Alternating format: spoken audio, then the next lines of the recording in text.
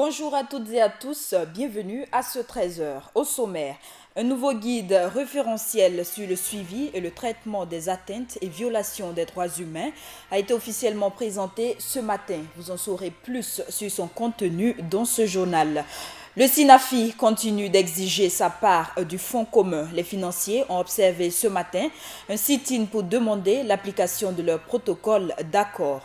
Et l'avenue Tempsoba passant devant le Siao Joché de Nid de Poule rend la circulation infernale. On en parle également dans cette édition.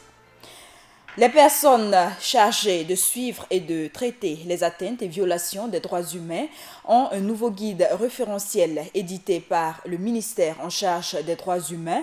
Le guide pour le traitement et le suivi des cas d'atteinte et de violation des droits humains a été officiellement présenté ce matin. Des précisions avec Joël Zundi. Le guide pour le traitement et le suivi des cas d'atteinte ou de violation des droits humains est le nouveau document référentiel qui définit les orientations à l'adresse des personnes chargées de traiter et de suivre les atteintes et les violations des droits humains, édité par le ministère en charge des droits humains. Nous avons élaboré un guide pour le traitement et le suivi des cas de violation des droits humains, afin donc d'avoir une même vision pour le traitement des cas de violation des droits humains, afin de rendre effectifs les droits humains. Donc ce guide harmonise d'abord la compréhension de certains concepts. Ensuite, il présente un processus à suivre pour traiter les cas de violation des droits humains. Et aussi, il y a des conseils pratiques pour que quiconque vient au niveau du ministère de la Justice, des droits humains et de la promotion civique puisse se sentir à l'aise pour exprimer ses préoccupations afin qu'une dynamique puisse être impulsée pour le rétablir dans ses droits. C'est en vue de rendre effective sa mise en application qu'un atelier est organisé au profit d'une soixantaine d'agents du ministère de la Justice, des droits humains et de la promotion civique. Ce guide, selon ses concepteurs, permettra une propre réaction des différents services habilités dans le traitement des cas d'atteinte et de violation des droits humains et de résolution des crises et de gestion des réclamations à eux soumis. Dans le sens de l'amélioration des prestations des structures en charge du traitement des cas d'atteinte et de violation des droits humains, étant entendu que l'écoute et l'orientation des victimes de violation des droits humains n'est pas l'apanage du ministère en charge des droits humains, je fonde également l'espoir que ce guide soit mis à contribution par les autres structures, publiques ou privées, dans la conduite de leurs activités. Les droits humains sont des facultés, des libertés et des revendications inhérentes à chaque personne au seul motif de sa condition humaine. Ce sont des droits inéliables, irrévocables, intransférables et irréfutables. Dans le cadre de la Journée internationale de la jeunesse, le Burkina Faso abrite dès demain jusqu'au 14 août prochain un colloque panafricain sur la jeunesse autour du thème « Participation des jeunes au renforcement de la démocratie et de la cohésion sociale pour un développement durable ». Il s'agira de réfléchir autour de la participation des jeunes à la défense de la démocratie et leur rôle dans la sauvegarde et la consolidation de la cohésion sociale. Le syndicat des financiers maintient sa pression sur le gouvernement de la transition. Au lendemain d'un point de presse, ils ont tenu ce matin un sit-in au sein du ministère de l'économie et des finances pour exiger leur part du fonds commun. Le reportage est signé Max Gombré et Ibrahim Zongo. Cet attroupement autour du drapeau n'a pas pour but d'honorer les couleurs nationales. Il s'agit là d'un sit-in du syndicat national des financiers qui ont décidé de passer à la vitesse supérieure après la sortie du ministre chargé du budget. Un sit-in pour exiger l'accomplissement des promesses tenues au début de la transition. Ils nous ont demandé de les traduire, de les donner en tout cas de façon urgente à nos préoccupations. Et là, nous avons donné essentiellement 3 préoccupations, à savoir l'application de notre protocole d'accord que nous avons obtenu en 2011 avec le gouvernement qui souffre de son application, le départ des responsables qui s'acharnaient sur les agents qui ont participé aux manifestations du 30 et 31 octobre 2014. Et le dernier point, en tout cas, c'était notre implication effective dans le cadre de la gestion du fonds commun. Pour la satisfaction de ces revendications, Le SYNAFI dit avoir à sa disposition toute une ribambelle de moyens de pression. Nous voyons vraiment que ce ne sont pas ceux-là qui peuvent résoudre nos problèmes, en tout cas qui payent le pot cassé. C'est pourquoi nous avons décidé d'aller mollo-mollo, c'est-à-dire commencer par un truc ainsi. C'est d'abord des AG, ensuite on est venu au sitting et après ça sera les grèves. Et pendant les grèves en tout cas, c'est clair et certain, rien ne va bouger. Pour ce faire, le SYNAFI appelle ses responsables de tutelle à joindre l'acte à la parole. Nous demandons aux autorités, la première des choses, c'est de respecter eux-mêmes la parole qu'ils donnent. Nous ne pouvons, ça pose problème. Quand vous êtes une autorité là, c'est que vous ne pouvez pas là, ayez le courage de le dire clairement. Vous avez peur de qui? Voilà, nous ce que nous demandons là, c'est que ce gouvernement là ait pitié même du contribuable. Parce qu'il n'a pas donné ses sous là pour le beau visage de quelqu'un. Il attend des services de qualité en retour. Maintenant, nous qui sommes chargés de cette mise en œuvre là, ben, si c'est nous qui faisons l'objet de cette discrimination, ben, on verra ce que ça va donner comme résultat. Le syndicat national des financiers entend poursuivre cet arrêt de travail pendant 72 heures avant d'aller en grève les 19 et 20 de ce mois s'il n'a pas écho favorable. Et suite à ce bras de fer qui oppose le SYNAFI à leur ministre de tutelle, les autorités appellent à la modération. Ils invitent l'ensemble des acteurs à plus de concertation et à modération. Les autorités de la transition se disent déterminées à trouver une solution à cette question à travers la mise en place d'un comité pour mener la réflexion. Des réflexions sur le fonds commun genre qui vont s'élargir aux autres ministères et même aux autres agents de la fonction publique. Le gouvernement burkinabé a répondu hier aux doléances exprimées par les structures syndicales le 1er mai 2015. Cette réponse contenue dans un document a été remis hier dans l'après-midi aux responsables syndicaux par le ministre de la fonction publique Augustin Loada. Et le reportage est signé Gaël Rodrigue. Le document que le président de l'Union d'action syndicale reçoit de la main du ministre de la fonction publique, du travail et de la sécurité sociale contient les réponses relatives à leurs doléances qu'ils avaient fait parvenir aux autorités le 1er mai dernier. Même si les points satisfaits n'ont pas été dévoilés aux hommes des médias, les ministres espèrent qu'un terrain d'entente sera trouvé entre les deux parties. De ces réponses-là aux organisations syndicales, je crois que c'est important que vous donniez le temps aux organisations syndicales de découvrir les réponses que le gouvernement réserve aux différentes préoccupations qui ont été exprimées. Mais je peux vous assurer que c'est avec beaucoup de détermination, beaucoup d'engagement et beaucoup de volonté que le gouvernement a pris à bras le corps les questions qui ont été soulevées par les organisations syndicales. Donc nous avons proposé des réponses et nous allons nous revoir le 1er septembre pour échanger nos points de vue sur ces différents points-là. Le président du mois des centrales syndicales espère trouver dans les documents des réponses satisfaisantes aux préoccupations des travailleurs. Ferons que véritablement tout ce qui a été dit par le ministre va être respecté. À savoir d'abord qu'ils ont reconnu que le mouvement syndical a été patient. Ils ont reconnu que nous avons œuvré à ce que le climat de travail dans tout le pays puisse être serein. Et nous attendons donc que de leur côté aussi les réponses soient à la hauteur de ce que le mouvement syndical a pu faire comme travail. Donc pour le moment, nous ne savons pas ce qui nous a été donné, mais comme je l'ai dit, nous espérons seulement que le contenu sera à la hauteur de la manière parce que le monde du travail attend. Si les mesures ne sont pas à la hauteur des attentes sociales des travailleurs, les syndicats prévoient durcir le ton lors des négociations gouvernement syndical le 1er septembre prochain. Yamba Georges Kwanda, le président du mois de l'Union d'action syndicale, qui est par ailleurs l'invité de ce journal.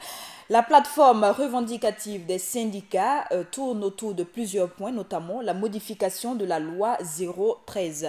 À ce sujet, le constitutionnaliste Abdul Karim Sango se prononce suivant. Pour le même emploi, vous allez trouver deux agents qui ont des salaires différents. Donc vous allez avoir deux instituteurs, l'un parce qu'il est fonctionnaire, il a un salaire, l'autre parce qu'il est contractuel, il a un autre salaire. Et il s'est trouvé ici que les contractuels avaient un niveau de salaire beaucoup plus élevé. La distinction est complètement absurde, complètement inopportune. Parce que notre système de fonction publique, notre contexte sociologique ne permet pas d'avoir véritablement une catégorie d'agents publics dont le régime tendrait vers celui des agents contractuels du privé. Sous la pression d'un certain nombre de syndicats, le gouvernement a tenu un discours démagogique en faisant croire que pour améliorer les salaires, les niveaux de salaire des agents, il fallait les sortir du statut général qui est la loi 13. Donc en leur permettant d'avoir ce que les uns appellent maladroitement un statut particulier. Il ne s'agit pas de statut particulier, il s'agit de statut autonome. C'est ça que vous avez un peu à la police, c'est ça que les enseignants du primaire demandent, d'autres corps d'agents demandent. Mais en réalité, ça ne résout pas le problème. D'ailleurs, ça complexifie la gestion de la carrière des agents. Puisque pour une même fonction publique, nous allons nous trouver avec des statuts autonomes disparates. La suite de ce journal, le ministre Augustin Loada a dressé ce matin le bilan de sa sortie dans les 12 régions du Burkina pour échanger avec les agents de la fonction publique sur leurs conditions de travail. Pour lui, le bilan est simplement satisfaisant. À 4 mois des festivités du 11 décembre 2015, le ministre des Infrastructures, du Désenclavement et des Transports, Daouda Traoré, a visité hier les chantiers des travaux d'aménagement et de bitumage de voirie de Kaya. Le constat qui se dégage est que les travaux se poursuivent. Il reste globalement 50% de réalisation. Le ministre Daouda Traoré, qui s'est aussi dit satisfait de ce qu'il a pu voir. Il faut qu'on en parle. L'avenue Tansoba, l'axe menant de la pédiatrie Charles de Gaulle, en passant devant le Siao, est parsemé de nids de poules. Une situation qui rend la circulation infernale, encore plus en cette saison pluvieuse. Max Gombry s'est penché sur ce sujet. Emprunter l'avenue Tansoba est devenu un calvaire pour les usagers. Une route impraticable du fait de la présence non négligeable des nids de poules. Le tribut à payer est lourd, à en croire ce témoignage. On est obligé d'aller doucement. Auparavant, on peut mettre au moins 2 heures du temps ou même 3 heures du temps. Mais aujourd'hui, on est obligé de mettre au moins 4 heures, 5 heures du temps avant d'arriver. Problème, par exemple, la voie est abîmée. La voie est carrément abîmée. Vraiment, on ne sait pas comment on va faire. Vous voyez la voie qui mène de la pédiatrie à l'échangeur de Ouaga 2000. Vraiment, c'est gâté. On ne sait même pas comment. Ça provoque avec les trous. Quand tu roules, pour éviter quelqu'un, tu es obligé, souvent même tu cognes quelqu'un. Vraiment, c'est grave. On ne sait même pas comment on va faire. On est obligé de faire avec, puisqu'on veut manger. C'est pourquoi des jeunes de l'association Fondation One Village volent au secours des usagers en bouchant ces trous, malgré leur manque de moyens. Le pays appartient à nous tous. Nous sommes appelés à lui développer. Donc on s'est engagé ce matin. C'était 3 jours qu'on est sur là-dessus. Et on s'est dit, nous allons venir boucher les trous. Et c'est là, comme ça, on est venu en 10. Parce qu'il y a une partie sur, vous allez constater au feu de 4 heures là. Eux aussi sont là-bas en train de faire la régulation de la circulation. Et nous sommes déployés ici pour boucher les trous là. Pour Ousmane Sawadgo, président de l'association Fondation One Village, la responsabilité de ces nids de poules incombe à la population. Nous-mêmes, nous Burkinabés, si Dieu fait les bonnes choses, dès que nous allons avoir de nouveaux goudrons, je les en prie. Moi, je parle de ceux qui brûlent, qui prennent un pneu qui dépose sur la voie publique et qui brûle. C'est ça qui provoque ces trous. Par exemple, si je ne suis pas content et que je vais parler de mon mécontentement là, et que nous sommes réunis, nous sortons ensemble, on s'attrape la main dans la main et on part s'asseoir au milieu de la voie pour dire, avec nos pancartes, pour dire voilà, nous ne sommes pas contents. Mais je préfère que nous, population là, qu'on ne brûle plus. Si je prends l'exemple, par exemple, en Europe, souvent quand je regarde la télé comme ça, je vais voir les jeunes là, européens là, ils ne brûlent pas leur goudron. Pour que nous, maintenant en Afrique, nous brûlons. Et quand nous brûlons, après les conséquences là retombent sur nous. De ce fait, il interpelle la population au respect du bien public et demande au gouvernement de jeter un regard sur l'état de cette voie afin de prendre des mesures drastiques pour limiter les dégâts. L'Alliance pour la défense de la patrie, ADP, était ce matin chez le Mogo Naba. Les dissidents du CAR ont demandé conseil et bénédiction à Sa Majesté pour une tournée régionale qu'il compte entreprendre dans les prochains jours pour la paix et la tolérance au Burkina Faso. Compte rendu, Ibrahim Zongo. Une tournée prochaine à Bobo-Dioulasso, Koudougou et Waïgouya, c'est ce qu'envisage l'Alliance pour la défense de la patrie ADP. Une tournée qui fait suite au meeting tenu le 1er août 2015 et dont l'objectif est de prêcher la paix et l'amour patriotique. Nous allons aller vers d'autres villes, transmettre ce même message. Nous comptons aller à Bobo, à Koudougou, à Waïgouya ainsi que d'autres régions pour transmettre le même message qui est le message de la paix et de la tolérance. Car nous sommes tous burkinabés, nous avons tous les mêmes droits.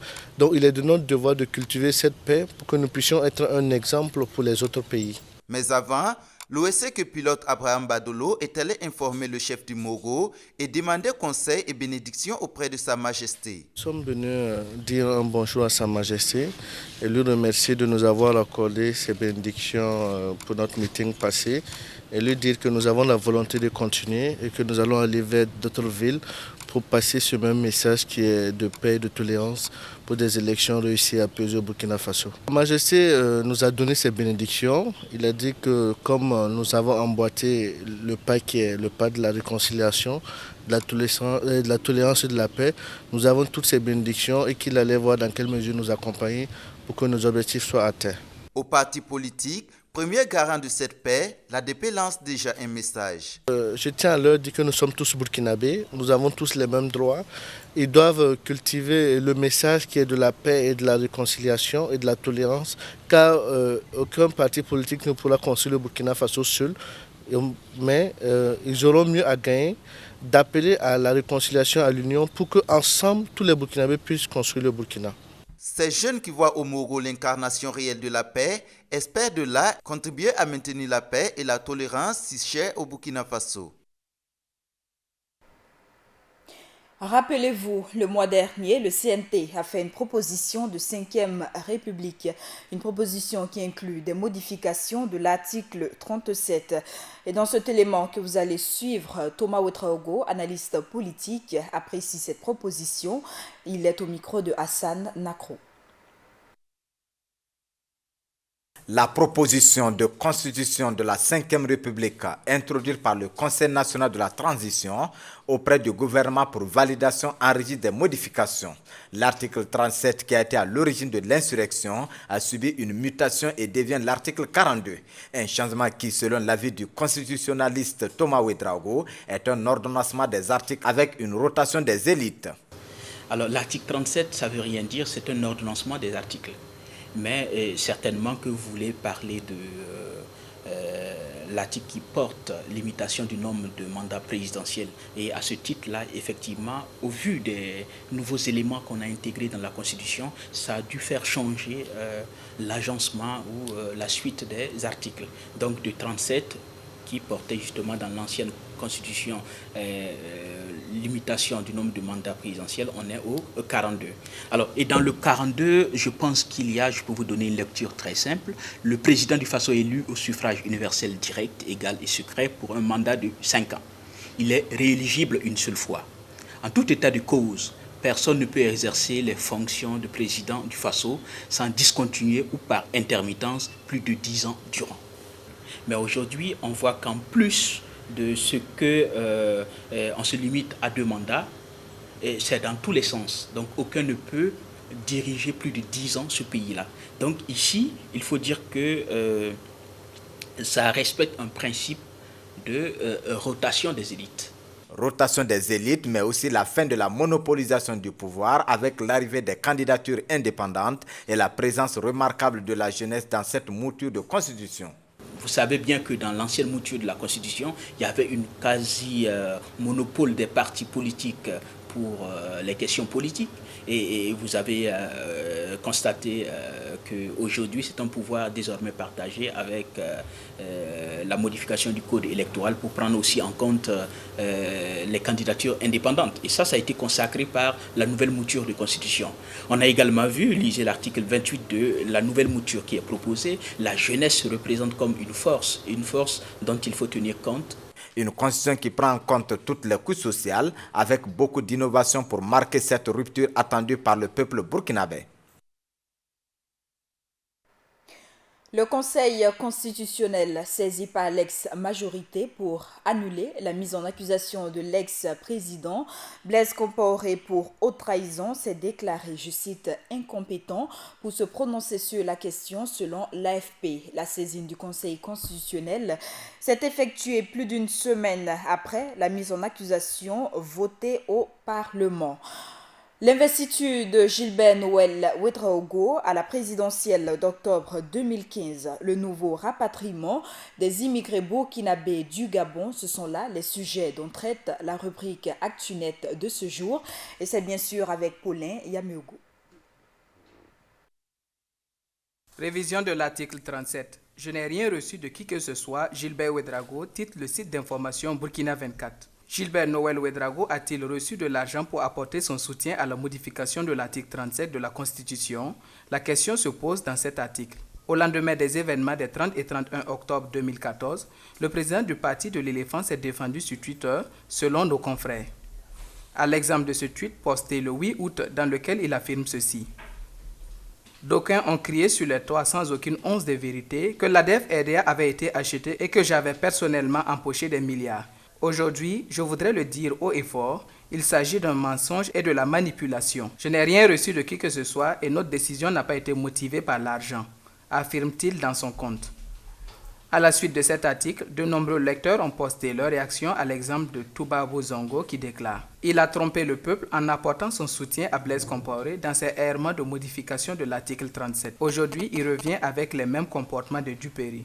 On est fatigué de ce genre de politiciens au Burkina. C'est mieux d'aller soutenir Blaise en Côte d'Ivoire. » Ministère des Finances, le SINAFI en sitting, le gouvernement appelle à la modération. Le syndicat national des agents des finances, SINAFI, a rencontré la presse ce lundi 10 août 2015 à Ouagadougou pour échanger autour du désaccord l'opposant au ministre délégué chargé du budget, Amina Bila, nous apprend le site d'information Burkina 24. Lors de cette conférence de presse, le SINAFI, par la voix de son responsable, a déclaré n'avoir pas apprécié les propos de la ministre déléguée chargée du budget. À en croire le secrétaire général du syndicat, Mohamed Savadogo, aucune menace d'aucune forme n'a été proférée au ministre délégué, peut-on lire dans cet article. Le SINAFI dit rester cependant ouvert au dialogue, mais maintient tout de même son projet de sitting prévu du 11 au 13 août 2015. Au regard de cette situation, le gouvernement de la transition, à travers son service de l'information, s'est exprimé. Elle a appelé les deux parties au dialogue et à la modération. Hassan Oumtana, dans son poste du 11 août, déclare ceci. Ils ont boulot et ils veulent fonds communs. Pensez aux autres qui n'ont pas de travail. On est en train de mettre le pays en retard à cause de fonds communs. Encore des intérêts d'un groupe d'individus. C'est décevant. Toujours sur Burkina 24, on apprend que 84 ressortissants burkinabés en situation irrégulière ont été appréhendés et expulsés du Gabon. Il ressort qu'en plus des ressortissants burkinabés, des Maliens, des Nigériens et des Guinéens faisaient partie des immigrés expulsés. Au total, ce sont 460 personnes qui ont été renvoyées du pays. Toujours dans cet article, nous apprenons que l'association sénégalaise Horizon Sans Frontières a accusé les autorités gabonaises de maltraitance et demandé l'ouverture d'une enquête judiciaire. À la suite de cette publication, Mwenyam Lankwande déclare « En situation irrégulière chez son propre frère, donnant un visage humain et humaniste à ce phénomène. » Zakaria Golo, quant à lui, déclare « Chacun est mieux chez soi. Il y a la terre à cultiver ici. Courage. » Merci à Paulin Yameogo pour la rubrique ActuNet. Poursuivons ce journal. Des acteurs électoraux ont été formés sur le leadership et la gestion des conflits. Cette formation, débutée hier, est initiée par le Centre européen d'appui aux élections. Elle vise à rendre plus opérationnels les membres des démembrements de la CENI en charge de l'organisation des élections d'octobre 2015. Le développement économique du Burkina passe par la contribution de tous les secteurs. Conscient de cela, l'Union d'Action, l'Union nationale des petits et moyens commerçants ne veulent pas rester en marge. Elle était face à la presse ce matin pour dévoiler les activités qu'elle compte mener dans ce sens. Ibrahim Sanou nous en dit plus. Apporter sa pierre à l'essor de l'économie nationale et à l'organisation des commerçants pour favoriser le développement de leur activité, c'est entre autres les objectifs qui ont animé la conférence de presse que l'Union nationale des petits et moyens commerçants du Burkina Faso a organisée ce mardi 11 août 2015.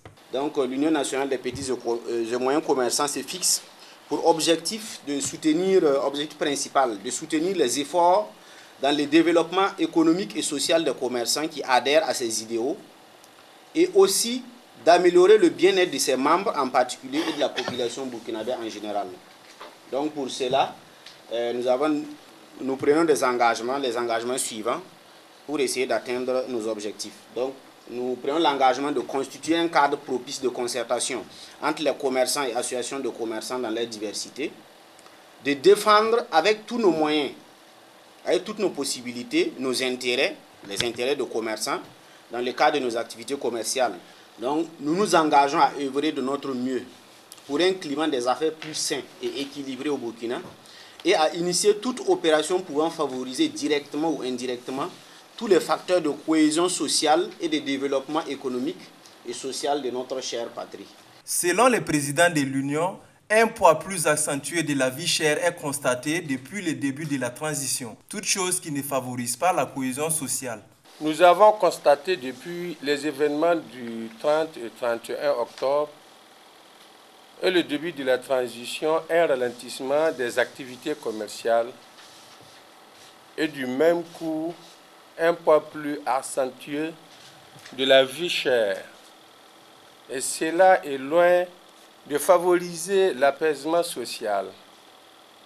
En outre, les tensions que nous constatons entre les acteurs de la transition et les multiples autres problèmes que connaissent les populations sont loin de rassurer les Burkinabés et leurs partenaires. Loin d'être une union de trop, l'UNPMC dit venir appuyer les structures déjà existantes. Elle compte environ 275 membres et entend grossir son effectif dans les jours à venir. Je l'annonçais tantôt, pour cette édition, nous recevons comme invité Yomba Georges Kwanda, qui est le président du mois de l'Union d'action syndicale. Il est présentement sur ce plateau. Bonjour. Bonjour, madame. Alors, hier, on a vu, vous avez reçu du ministre de la fonction publique, Augustin Louada, la réponse du gouvernement à votre plateforme revendicative. Dites-nous de quoi traite exactement ce document. Que dit ce document? Merci de nous donner, nous, Unité d'action syndicale, l'opportunité de nous exprimer devant donc l'ensemble des travailleurs qui vous regardent et vous écoutent à Ouagadougou et en dehors de Ouagadougou. C'est vrai, nous avons reçu hier soir, au cours d'une symbolique cérémonie, les réponses du gouvernement au cahier de doléances que nous avons appelé plateforme minimale, que nous avons déposé effectivement le 1er mai. Et que dit la réponse des autorités? Bon, que disent les autorités? Vous savez qu'au niveau de l'unité d'action syndicale, nous comptons 6 centrales syndicales et 17 syndicats autonomes. Donc le document qui nous a été remis hier est en cours de distribution parce que nous avons pris la matinée pour le multiplier et donc remettre à chaque responsable syndical pour qu'il puisse en prendre connaissance, qu'il puisse l'analyser afin que ensemble nous puissions maintenant nous réunir autour d'une table pour voir les tenants et les aboutissants donc des réponses données par le gouvernement. Alors, on sait que parmi votre plateforme revendicative figurait notamment la révision d'un certain nombre de lois, notamment la loi 013, la loi 027 et la loi 028. Dites-nous, qu'est-ce que vous reprochez à ces différentes lois? Merci. La loi 013, donc c'est sur les grilles de salaire des fonctionnaires. Donc, nous demandons bien sûr cette révision parce que vous savez que le niveau de vie aujourd'hui a changé. Les travailleurs de la fonction publique et j'allais dire d'une façon générale, les travailleurs ne sont pas à même de satisfaire le minimum des besoins de leur famille. Donc, il est tout à fait normal qu'en fonction donc de l'élévation des différents prix des denrées, nous puissions aussi demander à l'État la contrepartie nécessaire pour permettre donc aux travailleurs de pouvoir vivre décemment. Donc ça, c'est en ce qui concerne la loi 013. La loi 028 qui concerne le Code du travail, et vous savez que le Code du travail que nous avons au Burkina est le code que nous avons, nous, au niveau du mouvement syndical, nous avons appelé le code le plus mauvais que nous ayons connu au Burkina. Parce que vraiment le travailleur est exposé. Et il est à la merci des différents chefs d'entreprise. Et je pense que cela ne peut pas conduire à un travail décent. Et que ce soit sur le plan national, que ce soit sur le plan international. Aujourd'hui, la lutte voudrait que chaque travailleur puisse vivre décemment de son travail. Donc pouvoir subvenir à ses besoins élémentaires, à savoir nourriture, scolarisation et bien sûr satisfaire les ordonnances lorsque un des membres de la famille est malade. Mais aujourd'hui, au vu de la cherté de la vie, il est difficile aux travailleurs burkinabés de pouvoir joindre les deux bouts. Donc, c'est tout à fait normal que nous puissions demander à l'État de faire un geste à l'endroit des travailleurs pour que ce minimum-là puisse être atteint. La troisième loi, c'est les travailleurs des collectivités territoriales. Aujourd'hui, il n'y a pas, j'allais dire, des dispositions qui sont prises également pour permettre à ce secteur des collectivités de permettre aux travailleurs qui sont dans cette tranche-là de pouvoir vivre décemment. Vous avez un traitement, j'allais dire, différent d'une collectivité à l'autre. Et ce que nous demandons, c'est qu'on puisse revoir cette loi-là et l'uniformiser de façon à ce qu'un travailleur qui se trouve dans une collectivité donnée puisse avoir les mêmes droits, quelle que soit la collectivité où il se trouve. Donc, en fait, c'est créer une égalité au sein des travailleurs qui sont dans ce milieu-là. Voilà. Alors, la semaine dernière, vous avez animé une conférence de presse au cours de laquelle vous avez appelé les autorités de la transition à répondre favorablement à vos différentes doléances avant la fin de la transition. Est-ce que réellement vous pensez qu'en 12 mois, le gouvernement de transition est à même de répondre à ces différentes revendications? Écoutez, madame, non, pour nous, ce n'est pas trop demandé parce que, à entendre les différents gouvernements qui se sont succédés, il y a longtemps qu'on travaille sur ces dossiers. Il y a longtemps, et pour nous, l'administration, c'est une continuité. Donc, la transition n'a fait que emboîter le pas de leurs prédécesseurs. Ça veut dire qu'il y a un travail qui avait été déjà fait et qui était même... Parce que on était, j'allais dire, n'eût été l'insurrection, on allait rencontrer le gouvernement pour en discuter.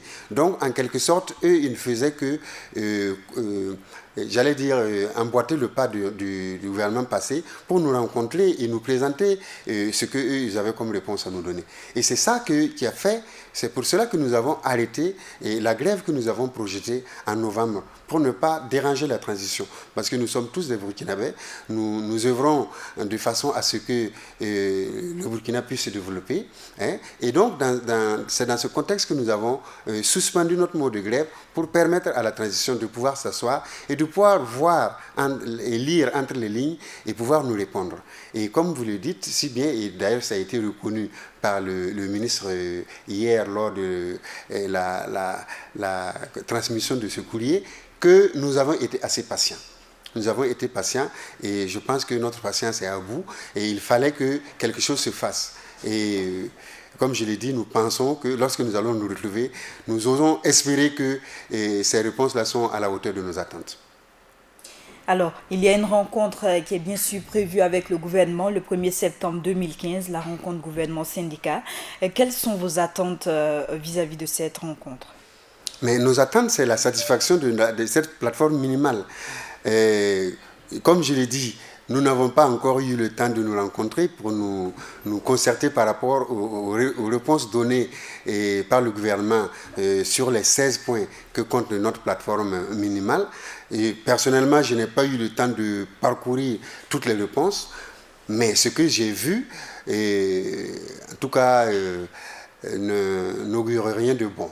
Voilà ce que je peux vous dire en attendant que l'unité d'action syndicale dans son ensemble puisse analyser ce document. Alors, il y a un autre sujet qui fait l'actualité actuellement, c'est bien le bras de fer entre le SINAFI, le syndicat des financiers et le ministère de tutelle. Alors, vous êtes un responsable syndical. Quelle lecture est-ce que vous faites de cette situation ? Et vous savez, le conflit entre les responsables de SINAFI et le ministère des Finances n'a pas commencé aujourd'hui. Ça a commencé déjà au temps du président Blaise Compaoré. Et il y a eu effectivement des moments assez chauds entre ce syndicat professionnel et leur ministère de tutelle.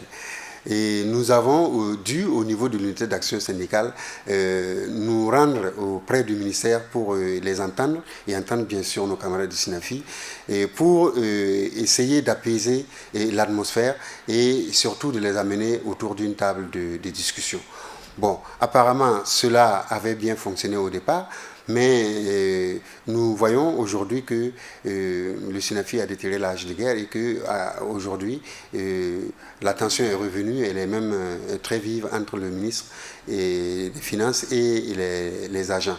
Mais en tant que responsable syndical, je pense que la lutte des travailleurs peut être jugée juste. Parce que quand vous êtes dans un ensemble, quand il n'y a pas d'équité, quand il n'y a pas, en tout cas d'égalité, quand un certain nombre de travailleurs pensent qu'ils sont, j'allais dire, maltraités par rapport à d'autres, il y a lieu de s'asseoir sur la table et de discuter et de voir qu'est-ce qu'on peut faire pour eux. À l'heure d'aujourd'hui, est-ce que véritablement au niveau du ministère, il y a eu une table ronde autour de laquelle chacun a pu exposer ses problèmes et voir ensemble entre les deux parties qu'est-ce qu'on peut faire ensemble pour trouver un terrain d'entente. À ce que j'ai entendu à travers la presse, apparemment, il y a un parti qui a même refusé de recevoir l'autre parti. Donc ça pose problème. Alors nous sommes dans le sens du dialogue. Nous pensons que rien ne peut se résoudre sans le dialogue. Même quand vous voyez les conflits de par le monde, mais il y a des fusils, il y a des bombes qui tombent, mais finalement tout se résout autour d'une table. Donc nous pensons et nous interpellons les uns et les autres à mettre un peu d'eau dans leur vin pour véritablement s'asseoir et nous sommes certains que c'est dans la concertation qu'on trouvera les solutions à ce problème. Alors une autre question et très rapidement, est-ce que cette revendication autour du fonds commun ne pourrait pas faire effet boule de neige et être revendiquée par différents autres agents de la fonction publique si toutefois cela était accordé aux financiers? Bon, voilà, si effectivement dans d'autres secteurs de la fonction publique ce même phénomène se pose, il y a problème. Pourquoi cela ? Je pense qu'il appartient au gouvernement, sur la base de ce qui se passe aujourd'hui, de revoir en fait l'ensemble de son système pour que ces inégalités-là ne se voient plus et que ça ne se creuse pas. Parce que nous sommes un pays démocratique et je pense que c'est tout à fait le droit de chaque travailleur de pouvoir revendiquer s'il se sent à un moment donné brimé. Et si c'est le cas ailleurs, nous pensons que c'est au gouvernement de prendre le taureau par les cornes avant même que les autres ne se lèvent pour arrondir les angles et voir avec les responsables des syndicats de ces travailleurs-là, qu'est-ce qu'on peut faire pour empêcher ce qui se passe au niveau du ministère des Finances de se reproduire aussi ailleurs. Yamba Georges Kwanda, nous sommes au terme de cet entretien. Un dernier mot. Bon, comme je l'ai dit, je ne peux pas donner un avis global du mouvement syndical sur le cahier, la réponse du gouvernement à notre cahier de doléances. Mais pour mon point de vue personnel, j'avoue que je suis vraiment déçu de cette réponse parce que c'est ce que j'ai dit hier. On a mis toute la manière pour nous remettre le cahier de la réponse du gouvernement, Mais moi, je me rends compte aujourd'hui, à travers le peu que j'ai pu lire, que les réponses ne sont pas du tout à la hauteur de cette manière qu'on a voulu très pompeuse pour nous remettre le cahier de doléances. Merci. Merci. À l'instant, l'invité de la rédaction était donc Nyamba Georges Kwanda, qui est le président du mois de l'Union d'action syndicale. Et c'est bien sûr avec lui que nous refermons ce journal. Merci à vous qui l'avez suivi. Très bonne suite de nos programmes.